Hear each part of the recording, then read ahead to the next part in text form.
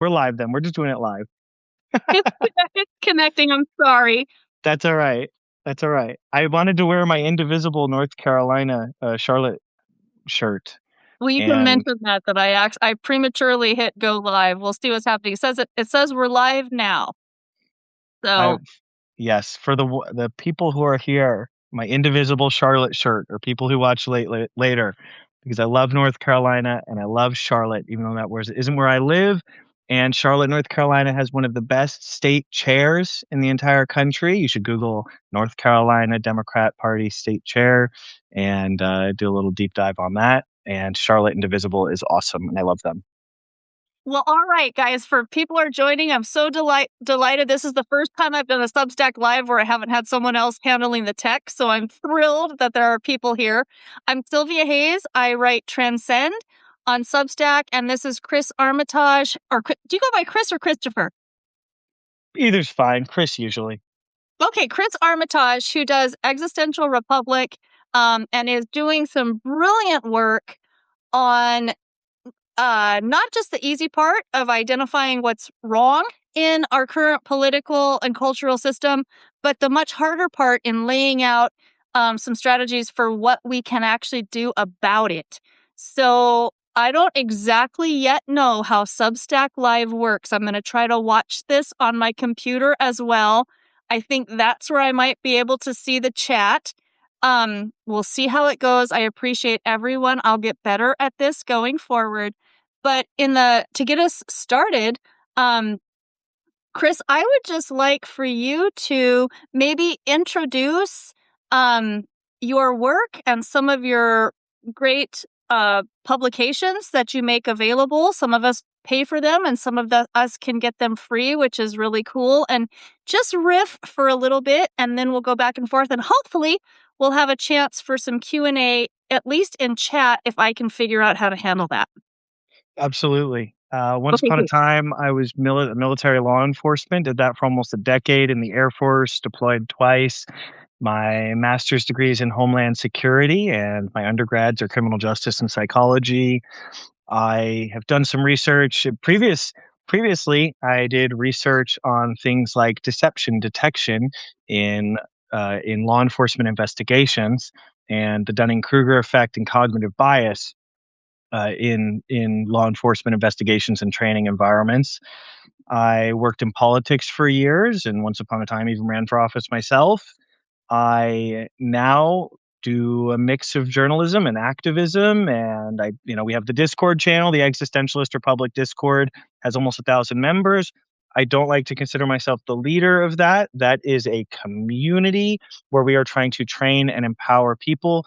Because if there's a leader, if there's a Fred Hampton or a Malcolm X or something, you can destroy a leader, you can destroy a person. But if you have ideas and you share them with others, and you train them, and you teach them, then you become unstoppable. So one person can be destroyed in a way that ideas can't. And so, I have a few books too. Bad Cop, No Donut, I wrote a few years ago, and that's about law enforcement reform and criminal justice reform without sacrificing public safety. And also Conservatism, America's Personality Disorder, which I wrote with Dr. Dan Brown, or D. Carl Brown is how he's listed on there, but he's a retired clinical psychologist.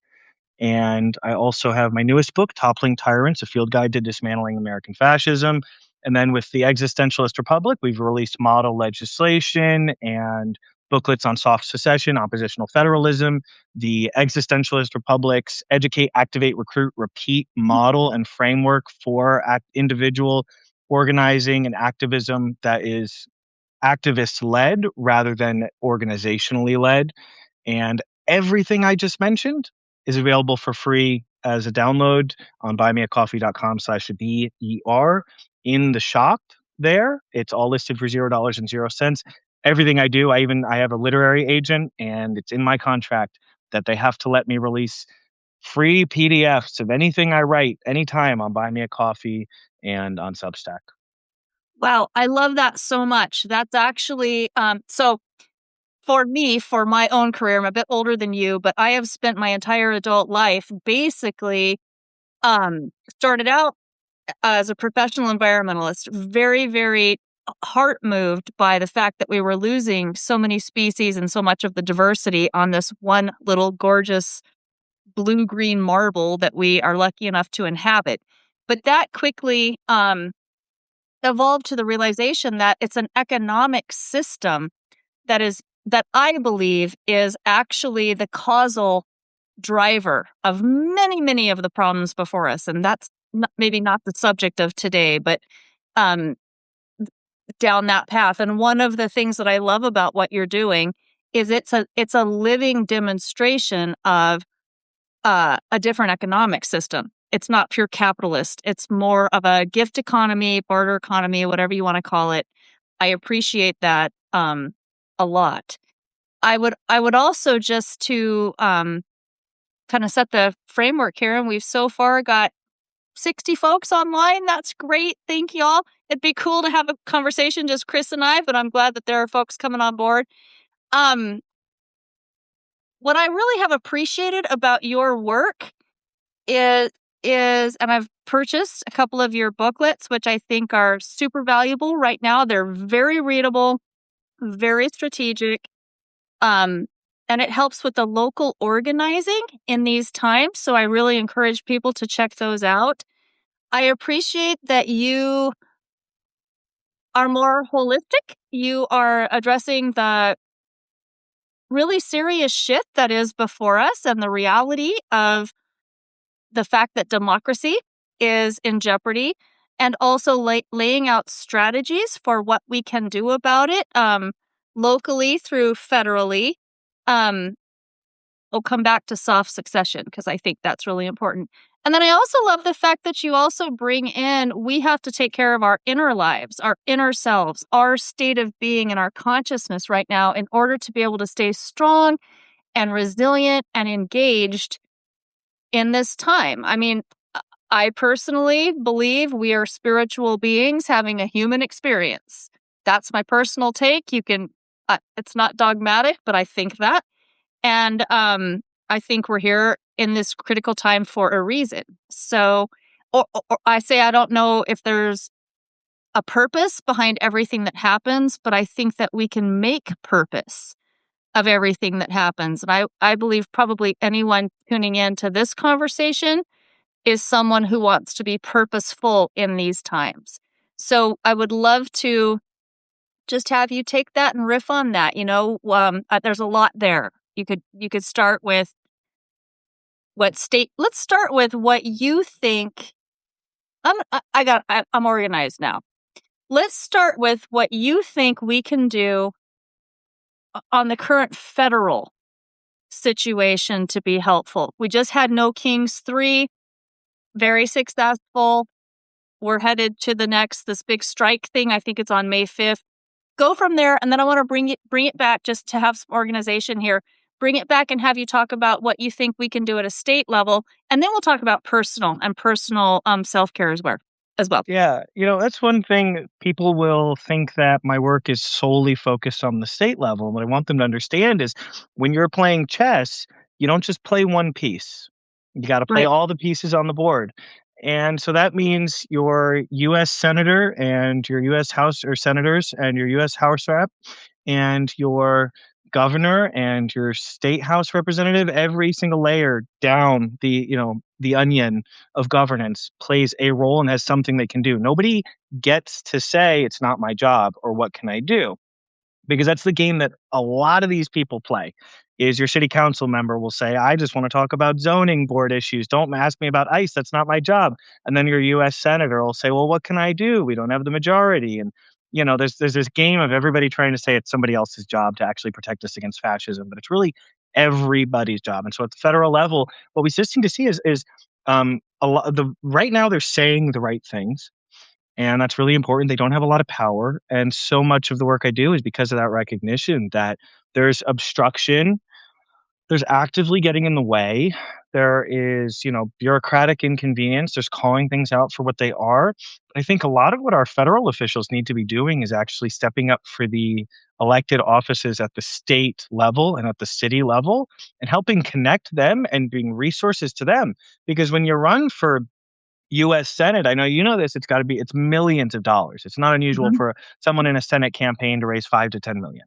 And that network of resources, bring that network to the person running for state house who's ready to be a lion. Bring that person to somebody helping somebody who's running for city council. Mentor them, bring resources to them, because fact is there is only so much you're really going to be able to do right now in the current U.S. House environment. And a lot of what I try to encourage people to do, coup where you can, is one of the expressions I like to say. We have to grab power where we have it and Yeah. maximize that, and not just obsess over where we have a very weak position right now in one place, but we're strong in other places. So we got to build up where we're strong. I love that. And for people who don't know, I'm the former First Lady of Oregon. My life partner is the longest serving governor of Oregon. I have had the privilege of being in a situation to see what can be done at a state level. I too ran unsuccessfully for office at a local county level, but I've been politically engaged on all of those fronts. And I do think one of the things I'm really encouraged by is I feel like this may irritate some people on this call. I am a registered Democrat. If we had open primaries in Oregon, I probably would still be independent. I believe one of the system evolutions we need to make eventually is moving past a two-party system. That said, right now, the Republican Party, I'm sorry, y'all, if there are R's on this call, are crazy. So it's all blue for me. And I have voted cross ticket before. Won't happen right now. That said, one of the things that I am feeling more optimistic about is it does feel like um, Democrats are willing to challenge status quo Democrats, which I think is critically important. And we're also building more of a bench, more of a farm team for all kinds of positions. I'm really seeing. I live in Bend, Oregon, uh, and I'm really seeing it here. Much more activism, much more building for. I know the catchphrase is always like from dog walker on up. I don't know, or dog catcher. I don't know about dog catcher, but we're definitely seeing it in city council, county commission, all of those kinds of places, and that's encouraging to me. And I think we're trying to build a new ecosystem of politics and culture, and you got to find the niche in the ecosystem that you feel the most passionate about.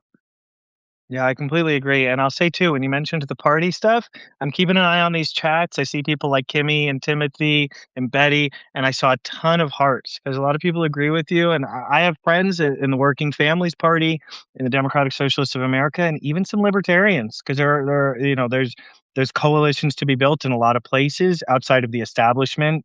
And this is so much more than a right left dynamic. It's a, Yeah.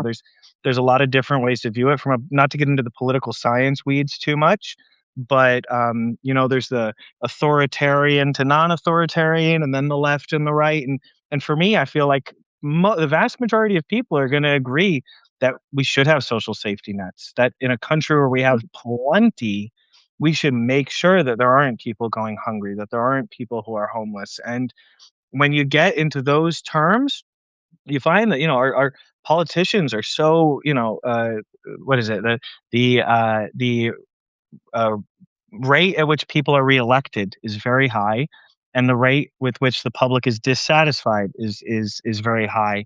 And there's a lot of frustration, and I think we gotta, like you said, coup where we can, and not just it's I'm gonna vote blue when it comes to the election, obviously, but getting involved earlier in the primaries and down ballot and making the voices heard. Because I get it. I do think there's the 2024 election carries incredible discrepancies, and there's no doubt Donald Trump's already trying, and the Republican Party are trying to end democracy. And if you live in a Republican controlled state, you don't live in a democracy. You wouldn't be allowed in the European Union until you get that together, because you're not. And the Republican states, they're going to do everything they can to disenfranchise their voters, meaning that even in a landslide election, it's going to be really difficult to get enough seats to get things done at the federal level. But what we can do is they can't steal every race everywhere. And the further you act down ballot, there's oh gosh, I think about 6,000 state house representatives across the country. Some of them are state assembly, but like 6,000 of them. And you talk about city councils and you talk about mayors, they can't steal every race. And so when you go at the lower levels and you take those constitutionally derived powers and you make the most of them and you say, we're going to make sure you have healthcare, we're going to make sure you have this, you're going to get a lot of progress. You're going to make people happy. Yeah, I love that. So, I think my hope, I write about this a lot. I speak about this a lot. I am as heartbroken about how broken America is right now and how jeopardized democracy is as probably a whole lot of people on this call. However, I have spent my whole adult life working toward real system change because even before the last couple of elections, our culture, our economic system, we had big problems that were going to hit a wall at some point. My hope in all of this right now is that, well, let me take a step back before I say that. I have also been enough on the inside of politics that I have witnessed in the Democratic Party, both parties. I have witnessed the emphasis being on maybe over-compromising in order to be able to get into a position of power, feeling that just getting into that position of power is what's needed to make things better, which I've never agreed with. My hope right now, in the midst of deep concern, I'm less concerned than I was a few months ago. I do think democracy is going to survive more than I felt that maybe a few months ago. And my hope is that we'll come through this with generational change and also with a really hard-headed realization that this is not just about getting Dems or blue or whoever into power. It's about getting people into power who are really willing to use that power to challenge the status quo and bring on system change. Big, hard, difficult system change. And I would love to hear your take on that. And people in the comments as well. I'm watching them too. I appreciate you guys. I don't know how to respond to them while I'm doing all this, but I'm seeing them all. I love that. So thank you. So, Yeah. Christopher, what do you think about that? Well, that's one reason that I get asked regularly to run for office, and to Sure. me, you can't fairly do so if you're gonna run for office, your job is wholly to the people in your district or in that area, and you have to serve that community and those people. And so if when you serve that community, you're not able to be active across the country and in different areas. And also I think it's a specific type of person who's really built for running for office or who I want to help elevate. And so that systemic role of training, educating, building public consensus, I wanna be there to support amazing candidates, especially female candidates who I just think there's a lot less female dictators throughout history. I'm working on a piece right now kind of just about how, yes, women can be evil too, but, women generally lead differently than men, and that just there's I really love interest. you even more. I love you even more. Keep going.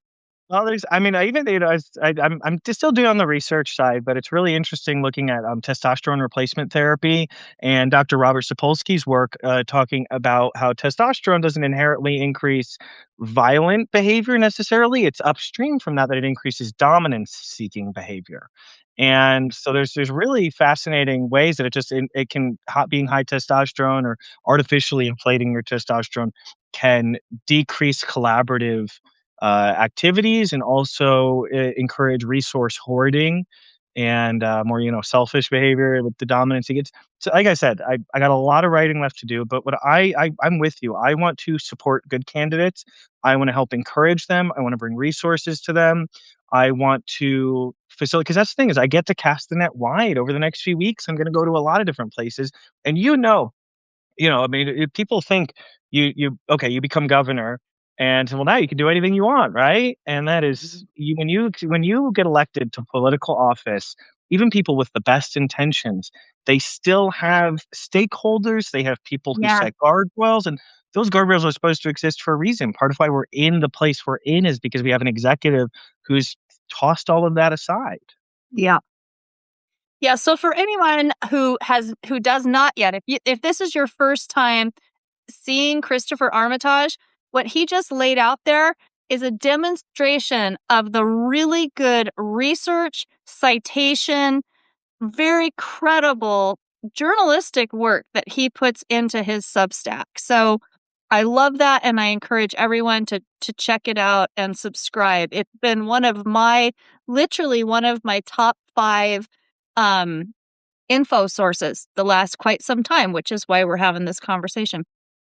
No, I appreciate it, and I see lots of nice comments from folks in there, and I feel so lucky to have found this platform Yep. because I hate social media in general, and for a long time, I refused to be active on Facebook. I mean, I don't use Facebook, I don't use Instagram, I don't use Snapchat, I don't use TikTok. I don't do them because I feel like they drain me, honestly. And even beyond just like meta, issues, just it drains me. But I stumbled onto Substack. I just was looking for a way to build email lists for people to try and sell directly to them rather than the normal social media way. I say, gosh, if I find 1,000 people who will buy any book I put out and I can self-publish, and I had a whole plan. And Substack was an afterthought that I knew almost nothing about. Medium was where I was mostly paying attention. And then all of a sudden, I look and I'm like, whoa, people are really enjoying what I'm writing. And yeah, it's been wonderful. You're doing great service on it. So we're coming up on about an hour, although we started or about half an hour. We started a little late because of tech issues, but you all have rode with us, which I appreciate. What what would you like, and I want to tell everyone who's watching, I'm appreciative of Christopher because we didn't prepare for this ahead of time. We were just going to come on here, have a conversation, see where it went. I would love to be able to actually have interaction with comments and questions from viewers, and I'm going to have to figure out how to do that because I'm seeing the chat, but um I'll learn. I will get better at this. I appreciate you all rolling with it. And Christopher, if you see questions or whatever that could be answered, you can pick those up too. I think you're more savvy with it. But in the last little piece here, um, you strike me as someone who you're trying to use your life to make our world a better place, as am I. Um, what would you encourage people to do? What actions would you encourage people to take in the next couple of months as we roll forward, hopefully, towards shifting the power dynamic in the midterms? But it's not just about the midterms. This has got to be in my opinion, this has got to be a continuously building thing and not just believing that democracy ends at the ballot box. This is about a real movement. So where would you take it from here? Well, I could probably, gosh, if you asked me that question every day for a year, I could probably give you a different answer every Yeah, day. here you. But right now, in this moment, I'm going to give a layered answer because based on a little bit of what we were talking about before this too, and where this conversation's gone. So at the U layer, internally, Yep. eat 30 to 50 grams of fiber from whole food every day. Yeah. Yes, there's so much evidence about how good it is for your health. And then one step out, have a community of people who you love and you know and you care for. And that community can then share an identity around activism and being a voter and being a participant in change. Everyone here has an identity, many identities really, that we carry Yeah. around with us, and we inhabit those at different times.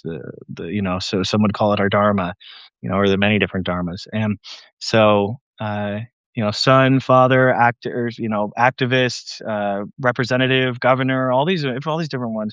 And so I asked you to do again the internal and then the immediate area, and then I have my community, and we want to act. And every day as an activist, I act and I try to take like a 5 minute thing and I'm going to reach out. I'm going to fill out the attorney general contact form and tell them we need to create a task force to investigate the Epstein files and where they intersect with state criminal codes. And we need to, the next day on my morning coffee, every day, my 5 minutes of activism, and I'm going to post them online and I'm going to invite friends and I'm going to say, hey, we do Dungeons and Dragons every Thursday. And I also have my Dungeons and Dragons group every week. We write a little letter and I mail them out the next day. And the letters are I love specific that. demands and asks for representatives. And that's what I'm trying to help build is this thing where it's just the daily practice of inhabiting the persona of the effective activist who makes change.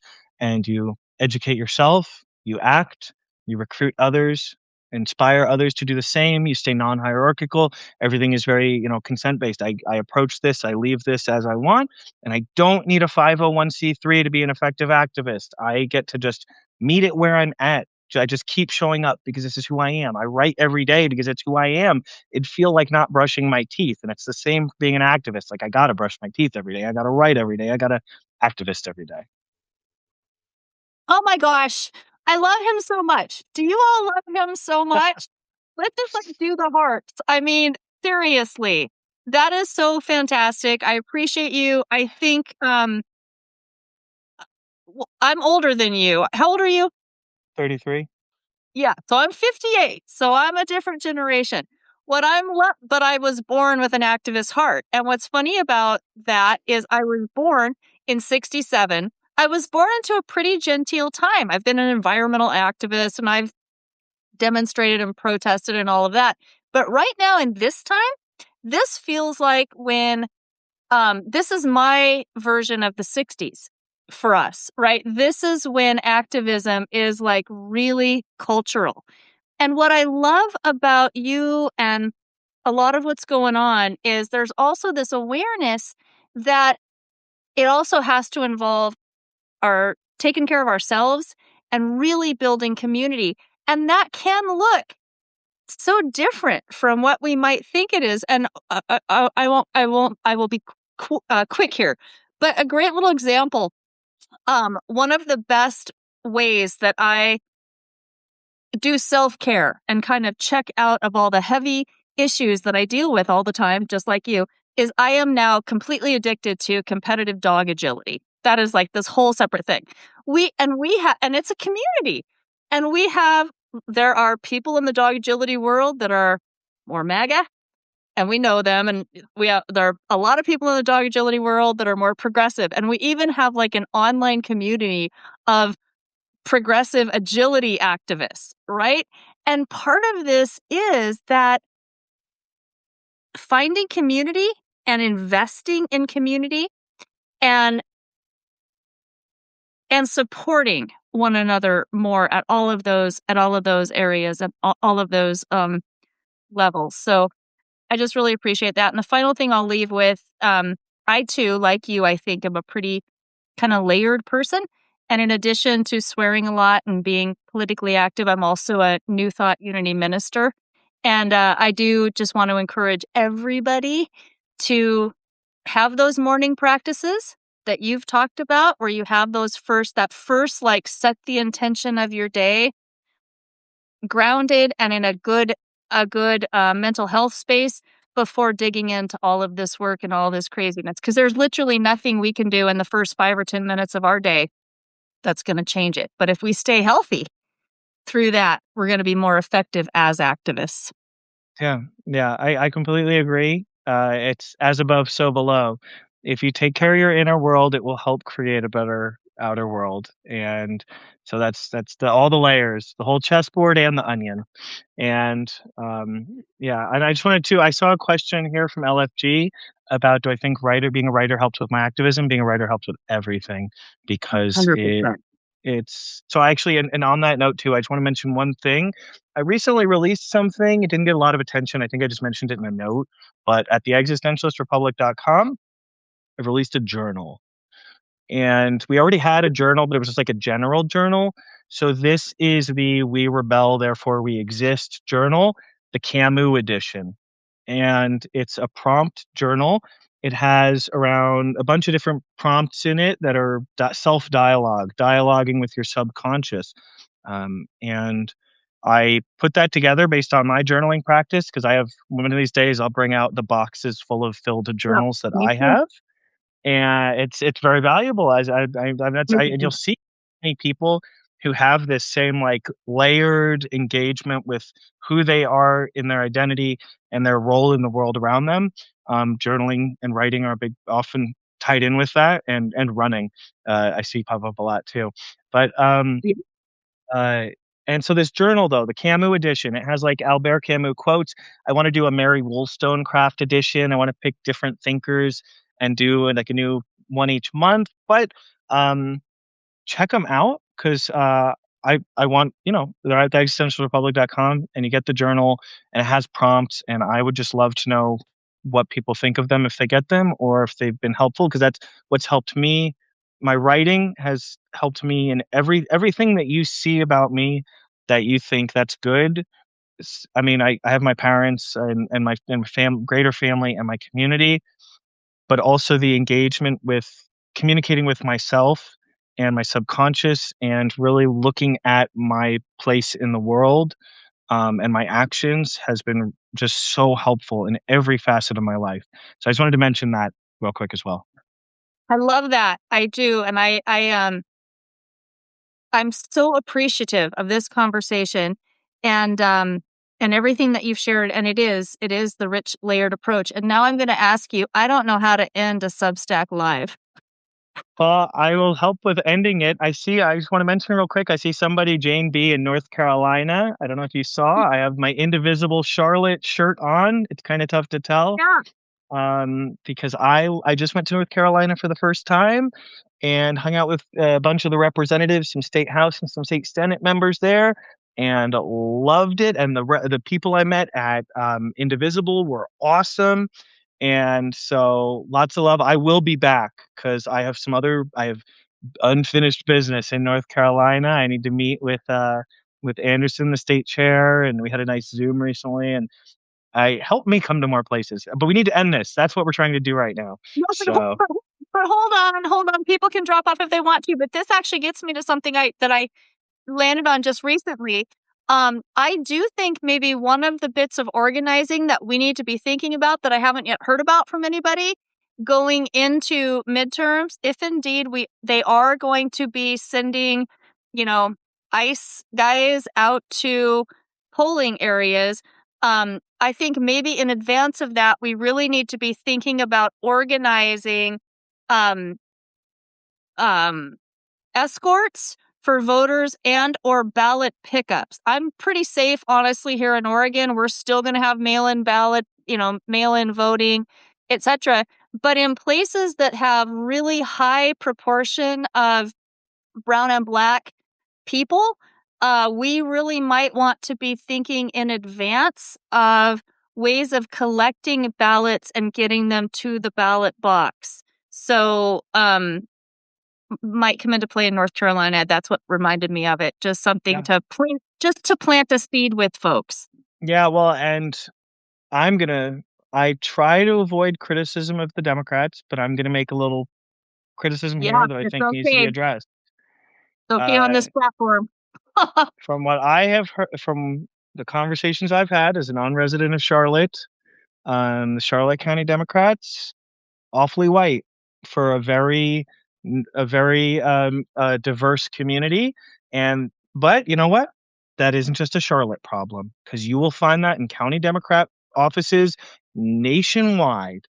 And it is our job to go to communities of color, and say, join us. And that's what I mean. I'm not a fan of going to county Democrat meetings because it feels like they are designed to take enthusiasm and tuck it away, and like that's why it's not a place that I think they need to. Robert's Rules of Order was made for destroying youthful enthusiasm, I think.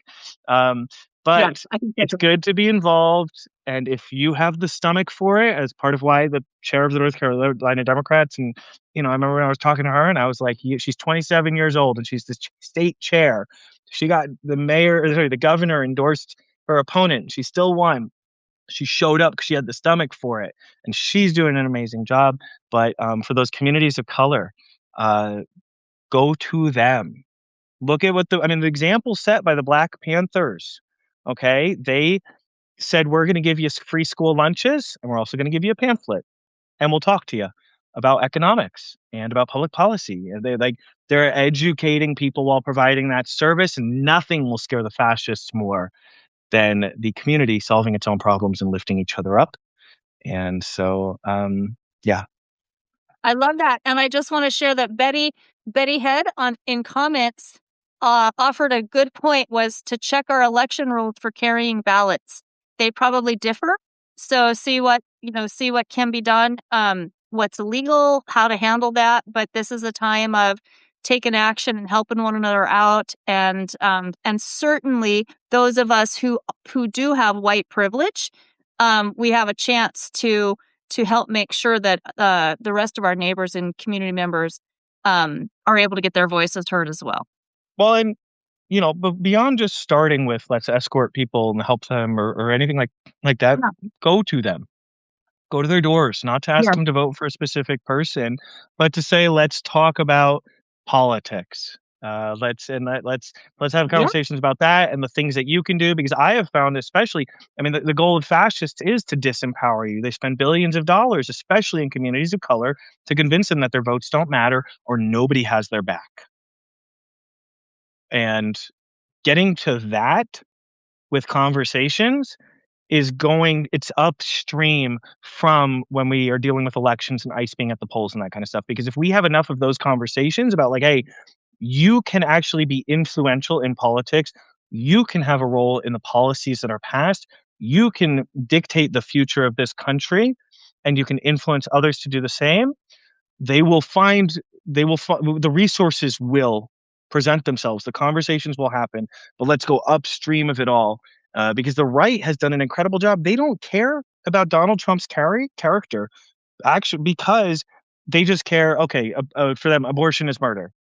Okay, well, you're baby killers. So whoever the candidate is that isn't a baby killer, that's my candidate, no matter what a monster they are. Now, it's built around lies, but the point is there's a greater truth in that we need to detach from candidates and get to policy. But that scares a lot of folks in the establishment, because then when you get to the policies, well, really good policies, sometimes they've hurt the bottom line for corporations. And so that's tougher when you're establishment. It is, but that's part of the system change. But I love that. You're exactly right, and I appreciate you for taking me upstream a little bit, because I do think at the end of the day, it's got to be about creating community. In my research into MAGA, and I have family members who are MAGA and whatnot, um, part of the draw of that has been that they have kind of built this identity and this sense of community and this sense of identity with what that is. And so I do think you're 100% right. This can't just be writing in there like, you know, we're the politically engaged people coming in to make it all better. It has to really be um, e- engaging in a non-agenda driven way with our neighbors who might not be as inclined to be politically engaged, or who might have reason to be nervous about being politically engaged, seeing them as people first and not just voters. I think that's a really super good point, Chris. Well, and the online disinformation is very powerful, especially in discouraging and scaring people. And the way you'd beat online disinformation is in person. Um, their goal is to intimidate, scare, and disempower. The answer is to unite and come together and educate. Yeah. But anyway, I gotta head out. Actually, I got some Yeah. things. Yeah. Love it. Thank you. Thank you for staying with. I still don't know how to stop this, so if you can end it, that'd be great, and then I'll figure that out next time around. I so appreciate you. And thank you everyone for joining in, and feel free to send comments or questions afterwards or whatever. Appreciate the conversation so much. This has been really wonderful. I love it. I love what you're doing. I appreciate you, and I appreciate everyone who's here. And I'm going to press the leave button in the top left corner. And so I think that might be on your screen, but I'm going to go for that. I don't see it, but we'll figure it out later. Take You can care. probably just close your tab too. I don't, I I'm think tech so. support. I take care. It's really been a pleasure. Yep. Bye bye.